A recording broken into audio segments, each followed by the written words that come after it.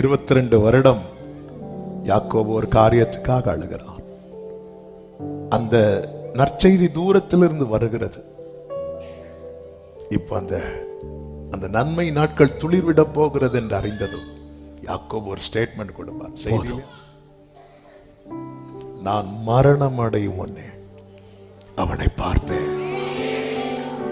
என் கண், நான் 22 வருஷம் அதுக்காக அழுதேன்.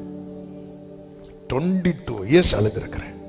இந்த 22 வருடம் என்ன ஒரு காரியத்துக்கு கர்த்தர் அழ வைத்திருக்கிறார்னா எனக்கு தெரியும். என் கண்ணு மூடுறதுக்கு முன்னாடி நான் அதை பார்ப்பேன்.